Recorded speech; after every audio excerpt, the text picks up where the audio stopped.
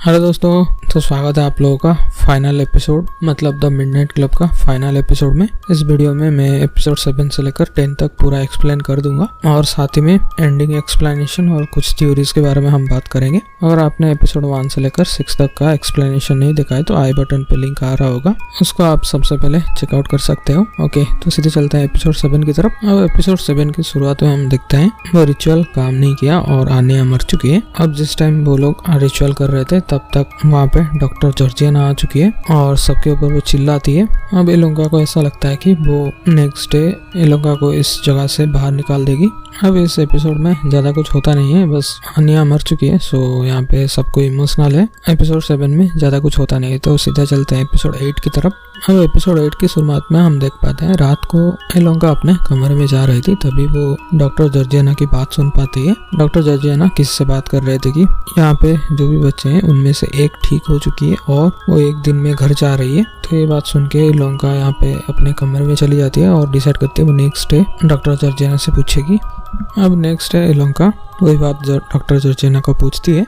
Georgiana का ये कहना था कि मैं तो तुम्हें नहीं बता सकती कि कौन है वो बच्चा, और वो खाली ऐसा हिंट देती है कि उस बच्चे का गलत डायग्नोसिस हुआ था, इसीलिए मतलब वो बच्चा कभी भी बीमार नहीं थी। बिकॉज यहाँ पे एलोंगा क्लेम कर रही थी कि उसी की वजह से मतलब वो रिचुअल समहाउ काम कर गया, बस वो आनिया के ऊपर काम नहीं किया बल्कि उनमें से ही किसी एक के ऊपर काम कर गया, इसीलिए वो बच्चा ठीक हो गया है, ऐसा एलोंगा का कहना था। तो जॉर्जियाना यहाँ पे बोलती है नहीं, उस बच्चे का गलत डायग्नोसिस हुआ था और वो डायग्नोसिस की रिपोर्ट उससे उसके रिचुअल करने से पहले आई थी, मतलब रिचुअल का कोई काम नहीं है यहाँ पे, ऐसा डॉक्टर जॉर्जियाना बोलती है। अब यहाँ पे वो बोलती नहीं कि कौन है जो घर जाएगा या फिर जाएगी। अब एपिसोड 8 में ज्यादा कुछ नहीं होता बल्कि वही कहानियां वगैरह चलती है जो कि मेन स्टोरी से उसका कुछ लेना देना नहीं है, और वो कहानी भी इतना कुछ खास नहीं था, इसलिए मैं वो कहानी स्किप कर रहा हूँ। सीधे चलते हैं एपिसोड 9 की तरफ। अब एपिसोड 9 की शुरुआत में ही हमको पता चल जाता है कि वो लड़की जो ठीक हुई है वो सैंड्रा है और उसका डायग्नोसिस गलत हुआ था। अब ये रिपोर्ट उसे वो रिचुअल होने से पहले ही मिला है डॉक्टर जॉर्जियाना को, सो डॉक्टर जॉर्जियाना उस रात को जस्ट कंफर्म कर रही थी और नेक्स्ट डे सैंड्रा के पेरेंट्स आने वाले हैं उसे यहाँ से ले जाने के लिए। अब ये सारी बात वो जाके बाकी ग्रुप के बच्चों को कहती है। अब ये एलोंगा फिर से जंगल जाती है और शास्ता से मिलने जाती है। यहाँ पे उसका ओरिजिनल आइडेंटिटी हमें पता चलता है, शास्ता और कोई नहीं बल्कि 1969 में भागी हुई लड़की मतलब जूलिया जेन है। अब जूलिया यहाँ पे बताती है कि वो एलोंगा और बाकी बच्चों को ठीक करना चाहती है, और यहाँ पे जूलिया बोलती है कि तुम्हारा मिडनाइट क्लब जब खत्म हो जाए, यानी कि वो जो स्टोरी बच्चे सुनाते हैं वो जब खत्म हो जाए उसके बाद एलोंगा चुपके से शास्ता यानी कि जूलिया को बुलाएगी। सिंस जूलिया ओरिजिनल रिचुअल जानती है तो वो अच्छे से परफॉर्म कर पाएगी और ये लोग ठीक हो सकते हैं। अब एलोंगा भी इस बात पे मान जाती है। यहाँ पे रात में वही मिडनाइट क्लब होता है और एक बच्चा स्टोरी सुनाता है। स्टोरी इतना कुछ खास नहीं है इसलिए मैं स्किप कर रहा हूँ। उसके बाद जब सारा चीज खत्म हो जाता है, सबको अपने अपने रूम में चले जाते हैं, उसके बाद चुपके से एलोंगा जूलिया को घर के अंदर आने देती है, और जूलिया के साथ साथ और 3 लड़कियां भी आई थी बिकॉज 5 सिस्टर्स जरूरी है। अब यहाँ पे जूलिया अपने ऊपर ही रिचुअल करना शुरू करती है और जो ब्लड ड्रॉप है वो अपने माथे में लगा रही थी, मतलब जिसके माथे में लगा रहेगा वही मतलब उसके लिए ही रिचुअल हो रहा है। अब ये बात एलोंगा नोटिस कर पा रही थी। यहाँ पे जूलिया बाकी 3 लड़कियों को बोलती है वो खून पियो। यहाँ पे वो 3 लड़कियां वो खून पी जाती है। उसके बाद जूलिया कैसे भी करके एलोंगा को बोलती है कि वो खून पियो और उसके बाद ही ये रिचुअल कंप्लीट होगा। अब यहाँ पे एलोंगा खून पीने जा रही थी तभी जॉर्जियाना आके सबको रोकती है, और नेक्स्ट ही सीन में हम देख पाते हैं वो जो 3 लड़कियां खून पिए थे वो अचानक से उल्टी करके बेहोश हो जाती है या फिर मर जाती है। और यहाँ पे साफ था कि जूलिया यहाँ पे सबका सैक्रिफाइस दे के वो खुद के ऊपर ही रिचुअल कर रही थी, उसको कोई पकड़ पाता उससे पहले जूलिया इधर लिफ्ट से चली जाती है।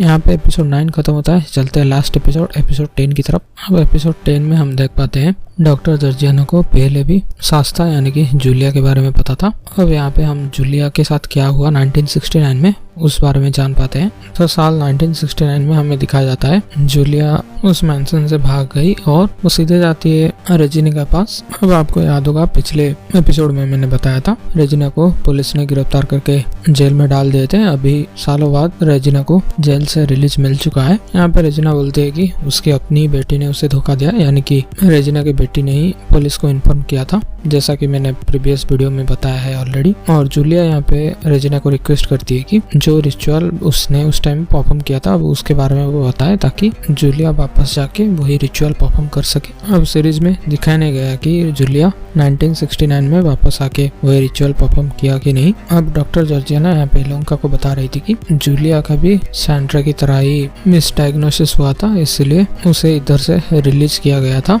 अब शायद से जूलिया फिर से बीमार है, इसलिए वो ये रिचुअल अभी परफॉर्म करना चाहती है। और 5 सालों से वो यहाँ पे मतलब इस बंगले में आ चुकी है और 3 बार तो अरेस्ट भी होके गई है, ऐसा जॉर्जियाना इलोंका को बता रही थी। अब यहाँ पे इलोंका रिक्वेस्ट करती है जॉर्जियाना से कल रात को जो भी हुआ वो बाकी बच्चों को ना बताया जाए, क्योंकि एम्बैरेसिंग है इलोंका के लिए। अब सीन शिफ्ट होके हम देखते हैं सैंड्रा अपने घर जा रही थी और उसको सब कोई बाय बाय बोलते हैं। अब मिडनाइट का वक्त था, तो यहाँ पे हम जान पाएंगे केविन की आधी स्टोरी और इलोंका की वो आधी स्टोरी जो कि हमने पिछले एपिसोड में सुना था। अब हम केविन की कहानी देख पाते हैं। सो यहाँ पे डस्टिन शीला को फोन करके बोलता है कि उसे पता है नैन्सी के साथ क्या हुआ, तुम घर जल्द से जल्द आ जाओ। मतलब बेसिकली वो ऐसा कह के शीला को बुला रही थी अपने घर ताकि वो उसे मार सके। अब यहाँ पे डस्टिन शीला को मारने जा रहा था बट वो रुक जाता है, मतलब वो शीला से प्यार करता है और कॉन्स्टेंटली उसका 2 पर्सनैलिटी जो है उसका कॉन्स्टेंटली वो फाइटिंग करता है। मतलब एक शीला को मारना चाहता है